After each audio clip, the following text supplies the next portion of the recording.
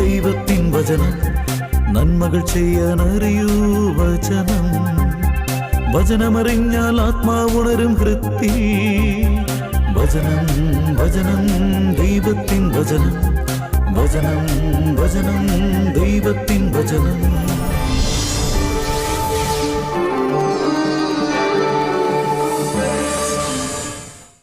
ജോസഫേട്ടന്റെ വീടിന്റെ ആ പണിയുടെ കേസ് അത് പെട്ടെന്ന് പണിയുടെ ലക്ഷണമില്ല, നോക്കാം. എന്നാ പെട്ടെന്ന് ആയിക്കോളൂ, അതാ ഞാൻ പറഞ്ഞു. അടുത്ത ആഴ്ച ചരലിറങ്ങിക്കോളൂ. ചരലിന്റെ കേസും സിമെന്റിന്റെ കേസൊക്കെ നോക്കിയിട്ട്. ആ എന്തൊക്കെയുണ്ട് ജോസ്പേട്ടാ? ഇതെന്താ ജോസ്പേട്ടാ ഒരു പരിചയമില്ലാത്ത പോലെ പോണത്?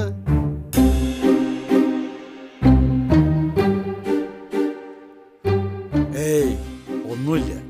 ഒന്നുമില്ലാതിരിക്കില്ല. ഞങ്ങളോട് എന്തെങ്കിലും വഴക്കുണ്ടോ ചേട്ടാ?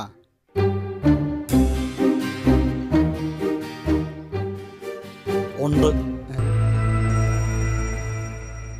ചേട്ടൻ കാര്യം പറയട്ടാ, അല്ലാതെ ഞങ്ങളെങ്ങനെ അറിയും? എടാ നീയൊക്കെ കൂടിയല്ലേ ആ സ്റ്റീഫന് പള്ളി വക വീട് വെച്ചു കൊടുക്കാൻ വേണ്ടിയേ സപ്പോർട്ട് ചെയ്ത് അച്ഛനോട് സംസാരിച്ചത്? ആഹാ, ഇതായിരുന്നു കാര്യം. ചേട്ടാ, പുള്ളി 10-15 വർഷമായിട്ടേ സ്വന്തമായിട്ടൊരു വീടില്ലാതെ വാടകയ്ക്ക് താമസിക്കുന്ന ആളല്ലേ. അങ്ങനെയുള്ള ഒരാൾക്ക് വീട് വെച്ചു കൊടുക്കുന്നതിന് എന്താ തെറ്റ്? അതൊരു നല്ല കാര്യമല്ലേ? നല്ല കാര്യം. എടാ 10-15 വർഷമായിട്ടേ അവൻ വാടകയ്ക്ക് കിടക്കുന്നുണ്ടെങ്കിലേ അത് അവന്റെ കയ്യിലിരിപ്പ് കൊണ്ടാ. അവനൊക്കെ എന്ത് കുറവുണ്ടായിട്ടാടാ? അത്യാവശ്യം ജോലി ചെയ്ത് ജീവിക്കാനുള്ള ആരോഗ്യമൊക്കെ അവനില്ലേ? എന്നെപ്പോലെ കാലിന് വൈകായികയോ നടുവേദനയോ അവനുണ്ടോ? എന്റെ നോട്ടത്തില് വലിയ കടമോ പ്രാരാബ്ദമോ ഒന്നും അവനില്ല. ജീവിക്കാൻ നല്ലൊരു ജോലിയുണ്ട്. എന്നിട്ടും ഈ 15 വർഷമായിട്ടേ സ്വന്തമായിട്ടൊരു വീടുണ്ടാക്കിയില്ല എന്ന് പറഞ്ഞാലേ അത് കാശില്ലാഞ്ഞിട്ടല്ലെന്ന് ആർക്കാ മനസ്സിലാവാത്തത്? പിന്നെ മദ്യപാനം. കിട്ടുന്ന കാശ് മുഴുവൻ അവൻ മദ്യപിച്ച് തീർക്കല്ലേ. ഇതിനിടയിൽ പണം വെച്ചുള്ള ചീട്ടുകളി ഉണ്ടെന്നാണ് ഞാൻ അറിഞ്ഞത്. മാനവും അവമാനവും വാക്കിലൂടെ വരുന്നു.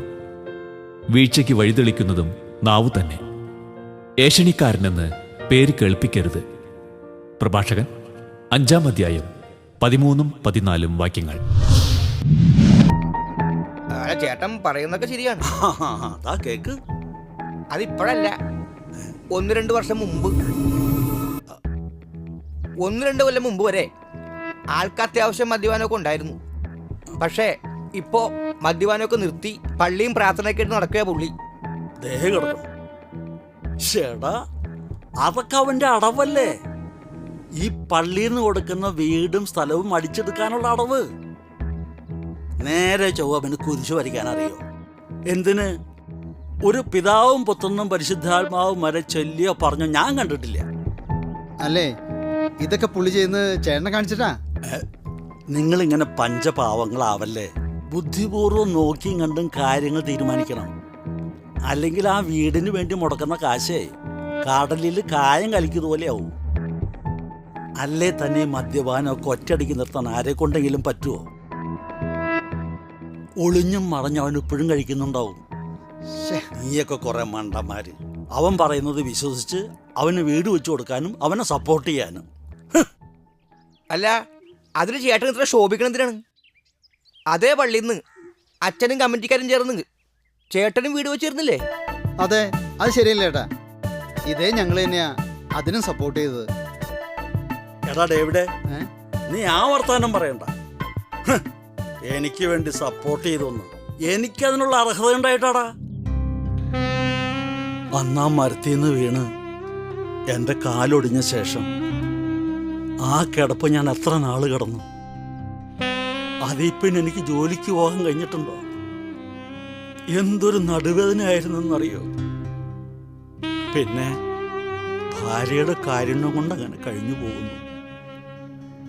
നേരെ ചൊവ്വെ നടക്കാനും പണിയെടുക്കാനും കഴിഞ്ഞിരുന്നെങ്കിൽ എനിക്ക് ഒരുത്തൻ്റെയും സഹായം വേണ്ടി വരില്ലായിരുന്നു. പക്ഷേ ആ സ്റ്റീഫന്റെ കാര്യം അങ്ങനെയാണ്. എന്ത് അർഹതയുണ്ട് അവൻ ഈ സഹായം സ്വീകരിക്കാൻ? നാണമില്ലാത്തവൻ. നമ്മുടെ അച്ഛനും കണക്കാ. ആരെങ്കിലും ചെന്ന് കണ്ട് സങ്കടം പറഞ്ഞു കഴിഞ്ഞാൽ ഒന്നും അന്വേഷിക്കാതെ അവിടെ ചെയ്തു കൊടുക്കും. ആ അത് ശരിയാണ്. ചേട്ടൻ ചെന്ന് പറഞ്ഞപ്പോഴും അച്ഛൻ അത് തന്നെയല്ലേ ചെയ്തു തന്നത്.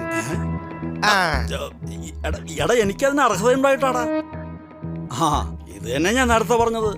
നീയൊക്കെ അവന്റെ ആളുകളാന്ന്. അർഹതയില്ലാത്തവനെ പിടിച്ച് കൊമ്പത്തിരുത്തും. നീയൊക്കെ കണ്ടോ, ഇപ്പൊ ഈ ഉപകാരം ചെയ്യാൻ നടക്കുന്ന നിന്നെയൊക്കെ അവൻ തന്നെ തള്ളി പറയും. അപ്പൊ പഠിച്ചോളും നീയൊക്കെ. നിങ്ങൾ വിധിക്കുന്ന വിധിയാൽ തന്നെ നിങ്ങളും വിധിക്കപ്പെടും.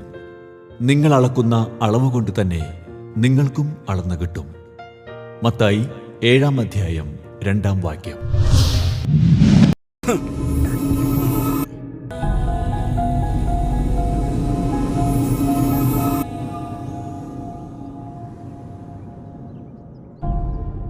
ഇതിപ്പോ ആ ജോസ്പേട്ടൻ പറയുന്നത് ശരിയായിരിക്കുമോ?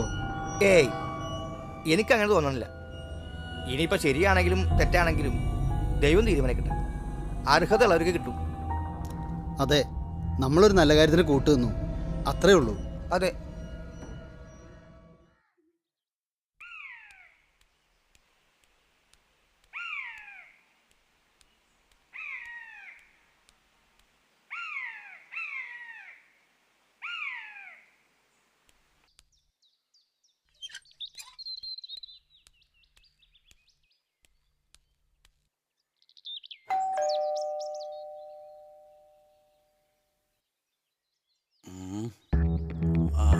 ആ താനായിരുന്നോ? എന്താടോ ഈ അസമയത്ത്? അസമയോ? ഇത് ഉച്ച നേരമല്ലേ ജോസഫേ? എന്ത് നേരമായാലും എന്താ? തനിക്കെന്താ ഇവിടെ കാര്യം? വാടകയൊക്കെ കൃത്യമായിട്ട് എത്തിച്ചു തരുന്നില്ലേ? വാടകയൊക്കെ കൃത്യമായിട്ട് തരുന്നുണ്ട്. ആ കാര്യം പറയാനല്ല ഞാനിപ്പോ വന്നത്. എന്ത് കാര്യം പറയാനാണെങ്കിലും നിങ്ങളിവിടെ എപ്പോഴും ഇങ്ങനെ കയറി ഇറങ്ങുന്നത് എനിക്കിഷ്ടമല്ല. കാര്യം തൻ്റെ വീടൊക്കെ തന്നെയാണ്. എന്നാലും വാടകക്കാർക്ക് അവരുടേതായ അവകാശങ്ങളുണ്ട്, അത് മറക്കണ്ട. ജോസഫേ, നീ എന്തിനാ ഇങ്ങനെ കാട് കയറി പോകുന്നത്? അതിനു വേണ്ടി ഞാൻ ഒന്നും പറഞ്ഞില്ലല്ലോ. ഞാൻ കാട് കയറുക മാത്രമല്ല, വേണ്ടി വന്ന മലയും കയറും. അതിന് നിനക്കെന്താ? നീ ആരാ ചോദിക്കാൻ? എടാ, നീ ആവശ്യമില്ലാത്ത വർത്താനം പറയരുത്. ആവശ്യമില്ലാത്ത വർത്താനം പറയിപ്പിക്കരുത്. പറയിപ്പിച്ച ഈ ജോസഫിന്റെ തനി സ്വഭാവം നീ അറിയും. അറിഞ്ഞില്ലെങ്കിൽ നിന്നെ ഞാൻ അറിയിക്കും. 24 മണിക്കൂറിൽ 21.5 മണിക്കൂറും കള്ളും കുടിച്ച് നടക്കുന്ന നിന്നോട് സംസാരിക്കാൻ വന്ന എന്നെ വേണം തല്ലാൻ. അത് കറക്റ്റാ നീ പറഞ്ഞത്. എന്ത്? നിനക്കൊന്ന് തരണമെന്ന് വിചാരിച്ചിട്ട് നാള് കുറയായി. തൊട്ടുപോകരുത്, മാറടാ അങ്ങട്. നീ എന്നെ തൊട്ടാ നിന്റെ തലമണ്ടയെ അടിച്ചു പൊട്ടിക്കും. വേണ്ട വേണ്ടെന്ന് വെച്ചപ്പോ തലേ കയറുന്നോ? നീ പൊട്ടിക്കാൻ അങ്ങോട്ട് വരുമ്പോഴേ ഞാൻ തല ഇങ്ങനെ നീട്ടി വെച്ച് തരുമല്ലേ. ഞാൻ നിന്നോട് സംസാരിക്കാനില്ല. നിന്റെ ഭാര്യ എവിടെ? ഞാനേ അവരെ കാണാൻ വേണ്ടി വന്നതാ. എന്തിന്? അപ്പൊ ഞാനിവിടെ ഇല്ലാത്ത നേരമാണെങ്കിൽ ഞാൻ കാണും, കാര്യം അറിയും, എന്നിട്ട് പോകും. കൊല്ലും ഞാൻ. ഇത് വലിയ ശല്യായല്ലോ. അത് കൊള്ളാം. നിനക്കിപ്പോ ഞാനിവിടെ ഉണ്ടായതും എന്റെ ഭാര്യ ഇവിടെ ഇല്ലാത്തതും ശല്യമായല്ലേ? വിവേകിയുടെ നാവ് അറിവ് വിതറുന്നു, വിഡ്ഢിയുടെ അധരങ്ങൾ ഭോഷത്വം വർഷിക്കുന്നു. സുഭാഷിതങ്ങൾ 15-ാം അധ്യായം 2-ാം വാക്യം. നീ ഇത് എന്ത് വിവരക്കേടൊക്കെടായി പറയുന്നേ? ഞാൻ പോണു. നില്ലടാ അവളെ. വെറുതെ ഒന്നിനുമില്ലാതെ കിടന്നുറങ്ങിയിരുന്ന എന്നെ വിളിച്ചെഴുന്നേൽപ്പിച്ച് പോരിന് വിളിച്ചിട്ട് ഇപ്പൊ പേടിച്ച് പിന്മാറുന്നോടാ ഭീരു. തലയ്ക്ക് വെളിവില്ലാതെ നിൽക്കുന്ന നിന്നെ പോരിനെ വിളിക്കാൻ എനിക്കെന്താ ഭ്രാന്ത? അതേടാ, നിനക്ക് ഭ്രാന്ത. അതല്ലേ ഞാനില്ലെന്ന് കരുതി എന്റെ ഭാര്യയെ കാണാൻ നീ വന്നത്.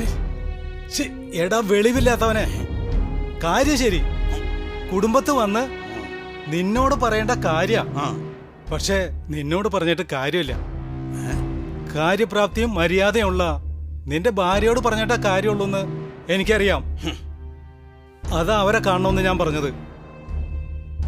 ഹേ, ഇങ്ങനെ പോയാൽ ഇവിടുത്തെ താമസം അധികം കാലം ഉണ്ടാവില്ല. നീ എന്ത് ചെയ്യും? പറഞ്ഞു വിടും ഞാനിവിടുന്ന്. അല്ലെങ്കിലും മതിയാക്കിയിടാ നിന്റെ ഈ ഡൂക്ലി വീട്ടിലെ താമസം. ഞങ്ങൾ സ്വന്തമായിട്ടൊരു വീട് പണിയാൻ പോവാ. നീ കണ്ടോ, അത് കഴിഞ്ഞ് നിന്നെ ഞാൻ ശരിക്കൊന്ന് കാണും. എന്തിനാ? എന്റെ പുതിയ വീട്ടിലെ താമസവും നിന്റെ അന്ത്യവും ഒരുമിച്ചായിരിക്കും. ഓ, നീ അങ്ങ് വാ, ഞാനിങ്ങനെ റെഡി ആയിട്ട് നിന്ന് തരാം. പള്ളിയിലെ അച്ഛന്റെ അവതാരത്തിൽ വെച്ച് തരാൻ പോകുന്ന ആ വീടിന്റെ പേരില് നിനക്ക് ഇത്രയ്ക്ക് നെകളമോ? അതേടാ, എനിക്ക് നെകളമാ. നിന്നെ പോയി കിടന്ന് ഉറങ്ങണ.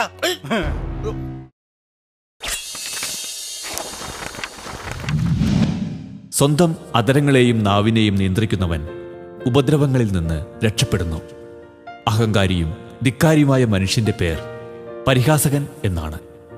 സുഭാഷിതങ്ങൾ 21-ാം അധ്യായം 23-24 വാക്യങ്ങൾ. നേരേക്കാൻ വയ്യ, അവനാണ് ചവിട്ടാൻ വന്ന.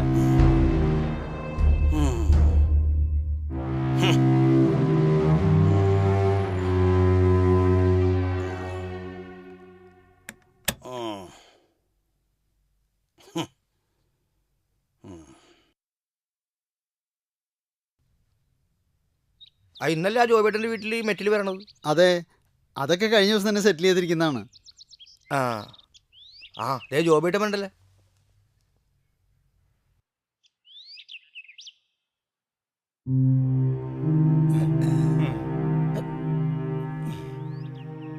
ഹേ, ഇതിങ്ങനെ വിട്ടാ പറ്റില്ല. ഇതിന് ഇന്ന് തന്നെ ഒരു തീരുമാനമായില്ലെങ്കിലേ അത് പിന്നെ വഷളാവും. എന്താ ജോബേട്ട പ്രശ്നം? എന്റെ വീട്ടിൽ വാടകയ്ക്ക് താമസിക്കുന്ന ആ ജോസഫില്ലേ, ആ അവൻ ഭൂലോക തട്ടിപ്പോ അഹങ്കാരിയാ. അവനെ പോലുള്ള ആളുകൾക്ക് വീട് വെച്ച് കൊടുക്കാന്ന് പറയുമ്പോ അത് അത് എന്തു പറ്റി? അയാൾ ഞങ്ങളോടും സംസാരിച്ചതാണ്. അയാൾക്ക് വീട് കിട്ടുന്നതിനേക്കാൾ സ്റ്റീഫൻ ചാണ്ടിന് വീട് വെച്ചു കൊടുക്കുന്നതിനാ പുള്ളിക്ക് പ്രതിഷേധം. എന്റെ ചേട്ടാ, അയാളോടുള്ള സഹതാപമൊന്നും അല്ല ഈ വീട് വെച്ചു കൊടുക്കാനുള്ള യോഗ്യതയായിട്ട് അച്ഛൻ കാണുന്നത്. അയാളുടെ ഭാര്യയുടെ കഷ്ടപ്പാടും ബുദ്ധിമുട്ടൊക്കെയാ. അയാളുടെ മോളില്ലേ, ആ പെങ്കൊച്ചൻ്റെ കല്യാണം നടത്താൻ ആ ചേച്ചി കുറച്ചൊന്നല്ല കഷ്ടപ്പെട്ടിരിക്കുന്നത്. ഇപ്പോഴും അവർ വീട്ടുജോലിക്ക് പോയി കിട്ടുന്നതുകൊണ്ടല്ലേ അയാൾ കഴിയണത്. അല്ല പിന്നെ ഇവന് മദ്യപിക്കാൻ അവിടുന്ന കാശ്? അവൻ പണിക്കൊക്കെ പോകുന്നുണ്ടായിരിക്കുന്നേ. ഈ ജോലിക്കൊക്കെ പോകാൻ കഴിയില്ലെന്നൊക്കെ വെറുതെ പറയുന്നതായിരിക്കും. കിട്ടുന്ന കാശിന് കള്ളു കുടിക്കുക, മറ്റുള്ളവർക്ക് ശല്യം ഉണ്ടാക്കാം. ഇപ്പൊ കൂനുമേ കുരു വന്ന പോലെ അവരുടെ ആ മരുവൻ ചക്കനില്ലേ, അവൻ ആശുപത്രിയില. ഓ, അതിനു വേണ്ടിയായിരിക്കും എന്റെ പരിചയത്തിൽ ഒരു ചിട്ടി അവര് ചേർന്നിരുന്നതേ. വിളിച്ചു കൊടുക്കുമെന്ന് ചോദിച്ചത്. എന്നിട്ട് എന്റെ വാടക എടുത്തിട്ട് ബാക്കി കൊടുത്താൽ മതി എന്നും പറഞ്ഞു. അത് കൊടുക്കാനാ ഞാൻ ഇന്നലെ അവിടെ ചെന്നത്. എന്നെയാ അവൻ ചീത്ത വിളിച്ചു വിട്ടത്. ചേട്ടൻ ചെന്നതേ ഇതിനായിരിക്കുമെന്ന് അയാൾക്കറിയില്ലായിരിക്കും. അറിഞ്ഞിരുന്നെങ്കിൽ ആ കാശ് മേടിച്ചിട്ട് അതിനോ അവൻ മദ്യപിക്കാൻ പോയേനെ. അല്ല, പണം ഞാൻ പിന്നീട് അവന്റെ ഭാര്യ റോഡിൽ വെച്ച് കണ്ടപ്പോ കൊടുത്തു. കൂട്ടത്തില് ഇവൻ എന്നെ ചീത്ത വിളിച്ച കാര്യവും പറഞ്ഞു. അപ്പൊ അവര് വെറുതെ നിന്ന് കരയുക. അത് കണ്ടപ്പോ ഞാൻ പിന്നെ ഒന്നും പറഞ്ഞില്ല. മകളുടെ കല്യാണം നടത്തിയതിന്റെ കടം, വീട്ടുവാടക, മരുമകൻ ആശുപത്രിയിൽ, ഭർത്താവിന്റെ മദ്യപാനം, ചിലവുകൾ നടത്തിക്കൊണ്ടുള്ള ബുദ്ധിമുട്ട്, ഇത്രയൊക്കെ കൂട്ടിനുള്ള ആ ചേച്ചി കരയാതെ പിന്നെ എന്ത് ചെയ്യാനാ? ഞാനാണെങ്കിൽ ഇന്നലെ വൈകിട്ട് തന്നെ അച്ഛനോട് പള്ളിയിൽ ചെന്ന് ഈ വിഷയം സംസാരിച്ചിരുന്നു. ഏത് വിഷയം? അത് അവനാ ജോസഫേ മദ്യപാനിയും ബഹളക്കാരനാണെന്നും ഒരിക്കലും അവനും കുടുംബവും ആ വീടിന് അർഹരല്ല എന്നും മറ്റും. ഓഹോ, അത് വേണ്ടായിരുന്നു ചേട്ടാ. ഇയാളുടെ സ്വഭാവത്തിന് അവരെന്ത് പഴിച്ചു?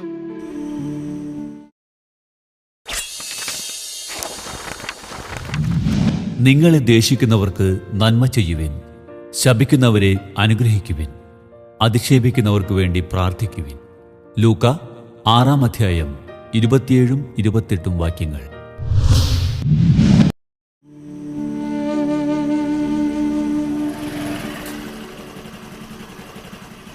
എടാ വണ്ടിയൊക്കെ ഓടിക്കുമ്പോഴേ ഹെലിമെറ്റിന്റെ ബെൽറ്റൊക്കെ ലോക്ക് ചെയ്തിട്ട് ഓടിക്ക്. ഓ സോറിടാ, ഓ അത് മറന്നുപോയതാ. എന്താടാ എല്ലാവരും കൂടി ഒരു ചർച്ച? വല്ല സീരിയസ് കാര്യമാണോ? അല്ല ഇനി വല്ല പരദൂഷണം പറച്ചിലാണോ? എന്ന് ചോദിച്ചാ അതേന്ന് തന്നെ പറയാം. ഏ? ആ നമ്മുടെ ജോസഫില്ലേടാ, ആ. ആ കീടനടിക്കാരൻ. ഏ? നിങ്ങളോട് ഇത് ആര് പറഞ്ഞു? എന്ത്? അല്ല ഞാനിപ്പോ അവിടെ നിന്നാ വരണത്, എവിടെന്ന്? ആശുപത്രിന്ന്. അല്ല ഈ ജോസഫേട്ടന്റെ ഭാര്യ പള്ളിമേടയിൽ തലയുറ്റി വീണല്ല. അല്ല അതല്ലേ നിങ്ങൾ പറയണത്? അല്ല, അതെപ്പോഴത്? ഈ ഞാനും ശബാനും മൈക്കിളും കൂടി പള്ളിമുറ്റത്ത് സംസാരിച്ചിരിക്കുകയായിരുന്നു. അപ്പോഴാണ് ഈ സംഭവം നടക്കുന്നത്. അച്ഛന്റെ കാറിൽ തന്നെയാണ് ആശുപത്രിയിൽ കൊണ്ടുപോയത്. തലക്ക് 4 സ്റ്റിച്ചുണ്ടേ, ബ്ലഡ് നന്നായിട്ട് പോയിട്ടുണ്ട്. ഇവർക്ക് പള്ളിയിൽ നിന്ന് വീട് വെച്ച് കൊടുക്കുന്നുണ്ടല്ലേ? അതെ. ആ അപ്പൊ ഇയാളിങ്ങനെ കള്ളു കുടിച്ച് നടന്നു കഴിഞ്ഞാലുണ്ടല്ല, വീട് വെച്ചു കൊടുക്കുന്ന പരിപാടി ക്യാൻസൽ ചെയ്യുമെന്നും വീട് വെച്ചു കൊടുക്കൂലെന്നും അച്ഛൻ ഇയാളെ പേടിപ്പിക്കാൻ വേണ്ടിയായിട്ടേ പറഞ്ഞു. പക്ഷേ ചേച്ചി അത് കാര്യമായിട്ടെടുത്തു. കേട്ട പാതി കേൾക്കാത്ത പാതി ചേച്ചി തല അടിച്ച് താഴെ വീണു. അങ്ങനെയാണ് ഇവരെ ആശുപത്രി കൊണ്ടുപോയി. ഹോസ്പിറ്റലിൽ ചെന്ന് കഴിഞ്ഞപ്പോ ബ്ലഡിന്റെ കാര്യത്തിനാണ് എന്തിനാണെന്നറിയില്ല ഈ ജോസഫ് ഏട്ടന്റെ ബ്ലഡും ചെക്ക് ചെയ്യാനെടുത്തു. ചെക്കപ്പ് ടെസ്റ്റ് എല്ലാം കഴിഞ്ഞു കഴിഞ്ഞപ്പോ ചേച്ചിക്ക് ഒരു കുഴപ്പമില്ല, 4 സ്റ്റിച്ച് മാത്രമേ ഉള്ളൂ. എനിക്ക് അത്യാവശ്യമായിട്ടൊരു സ്ഥലം വരെ പോകാനുണ്ടായിരുന്നത് കൊണ്ട് ഞാൻ നേരത്തെ ഹോസ്പിറ്റലിൽ നിന്ന് പോന്നു. അതേ കുറച്ചു മുമ്പ് സെബാൻ വിളിച്ചു പറയുകയാണ് അയാള് ജോസഫ് ഏട്ടനെ ഹോസ്പിറ്റലിൽ അഡ്മിറ്റ് ആക്കി. സീരിയസ് എന്നാ പറയണത്, ഐസിയില. എന്തൊരു കഷ്ടമാണിത്. അല്ല അപ്പൊ നിങ്ങൾ ഇതൊന്നും അറിഞ്ഞിട്ടില്ലായിരുന്നു? ഇല്ല, ഞങ്ങളിപ്പോഴാ അറിഞ്ഞത്. അത് ചേട്ടൻ തന്നെ സംസാരിച്ചാൽ മതിയെന്നേ. എടാ നീ അതെങ്ങനെയും പറഞ്ഞു തീർക്കാൻ നോക്ക്. അതെ. ഈ സമയമാകുമ്പോൾ എല്ലാവരോടും ഉണ്ടാവുമെന്നറിയാം. അതുകൊണ്ട് എല്ലാവരെയും കാണാൻ ഞാൻ ഇങ്ങോട്ട് വന്നത്. ഇപ്പൊ എങ്ങനെയുണ്ട് ചേട്ടാ? ആ അങ്ങനെയൊക്കെ അങ്ങ് പോകുന്നു എന്ന് പറയാനേ പറ്റൂ. കാരണം മദ്യപാനം അത്രയ്ക്ക് കുഴപ്പങ്ങളുണ്ടാക്കിയില്ലേ എൻ്റെ ശരീരത്തിൽ. ഇനി മദ്യം കൈകൊണ്ട് തുടരുതെന്നാ ഡോക്ടർ പറഞ്ഞിരിക്കുന്നത്. ലാസറേ, എന്നോട് ഇപ്പോഴും വിരോധമുണ്ടോ? അറിവില്ലാതെയും വിവരമില്ലാതെയും കാട്ടിക്കൂട്ടിയ കുഴപ്പങ്ങൾക്കെല്ലാം പറ്റാവുന്നവരോടെല്ലാം ക്ഷമ പറയുക. ക്ഷമിക്കണം ലാസറേ. സത്യം പറയാലോ, എനിക്ക് ദേഷ്യവും വിഷമവും ബുദ്ധിമുട്ടും ഒക്കെ ജോസഫിനോട് തോന്നിയിരുന്നു. ആസ്പത്രിയിലാണെന്ന് അറിഞ്ഞപ്പോൾ ഒന്ന് വന്ന് കാണാനും പറ്റിയില്ല. ഇപ്പോൾ ജോസഫ് ഇത് പറഞ്ഞപ്പോൾ എനിക്ക് ഒരു വഴക്കൂല. ജോസഫ്, നീ ക്ഷമയൊന്നും പറയണ്ട. വീടിന്റെ പണിയൊക്കെ കഴിഞ്ഞേട്ടാ. അതെ, ചേട്ടൻ അവിടെ പോയിട്ട് വരും. അല്ല വീടിന്റെ പാല് കച്ചൊക്കെ എന്താണ്? എന്റെ പറീസേ, നീ ഒന്ന് നിർത്തി ചോദിച്ചേ, എന്നാലല്ലേ ചേട്ടന് മറുപടി പറയാൻ പറ്റുള്ളൂ. ഏതായാലും ആദ്യത്തെ ചോദ്യത്തിന് ഞാൻ ഉത്തരം പറയാം. ആ, വീട് പണിയൊക്കെ കഴിഞ്ഞു അല്ലേ ചേട്ടാ? ഞാൻ ആ സ്റ്റീഫന്റെ വീട് വരെ ഒന്ന് പോയതാ, വീടിന്റെ പാലുകാഴ്ച ചടങ്ങിന് ക്ഷണിക്കാൻ. അവന്റെ വീടിന്റെ പാലുകാഴ്ച നടന്നതിന് ശേഷമേ എൻ്റെ പാലുകാഴ്ച നടത്തുമെന്ന് ഞാൻ തീരുമാനിച്ചിരുന്നതാ. അത് നേരത്തെ തന്നെ ഭാര്യയോട് പറഞ്ഞിരുന്നു. വർഗീസ്, ഡേവിഡ്, ഞാൻ സ്റ്റീഫനോടും മാപ്പ് പറഞ്ഞു. ഇവരോടൊക്കെ അവനെപ്പറ്റി ഒരുപാട് ദുഷിപ്പ് ഞാൻ പറഞ്ഞതാ. അപ്പോൾ പിന്നെ നിങ്ങളെല്ലാവരും വരണം. അടുത്ത ഞായറാഴ്ചയാ എൻ്റെ വീടിൻ്റെ പാലുകാച്ച്. ഞങ്ങള് രാവിലെ തന്നെ അവിടെ ഉണ്ട്. എന്താ പോരേട്ടാ? മനുഷ്യ മനസ്സുകളിൽ മാറ്റങ്ങൾ ഉണ്ടാവാൻ അധികം സമയമൊന്നും വേണ്ട അല്ലേ? എന്തിനധികം, എൻ്റെ ജീവിതം തന്നെ പോരെ. ഇനി മരണം വരെ മറ്റുള്ളവർക്ക് ബുദ്ധിമുട്ടുണ്ടാക്കാതെ നന്മ ചെയ്തും പറഞ്ഞും ജീവിക്കുക. അതാ എൻ്റെ ആഗ്രഹം. അല്ല ഏട്ടാ, അന്നത്തെ ദിവസം എന്താണ് സ്പെഷ്യലി? ദേ, മദ്യം ഒഴിച്ച് ബാക്കിയെല്ലാം ഉണ്ടാവും അല്ലേ ഏട്ടാ?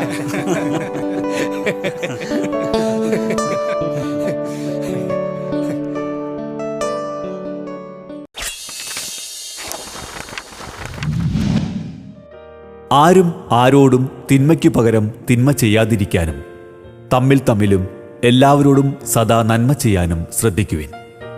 1 തെസ്സലോനിക്ക 5-ാം അധ്യായം 15-ാം വാക്യം. നിങ്ങളുടെ വിലയേറിയ അഭിപ്രായങ്ങളും നിർദ്ദേശങ്ങളും ഞങ്ങളെ അറിയിക്കുക. ദി പ്രൊഡ്യൂസർ, വചനം പറയുന്നത്, divine vision, divine retreat centre, Muringoor PO, Chalakudy. 680309. Phone 8891952600. Email വചനം പറയുന്നത് @gmail.com.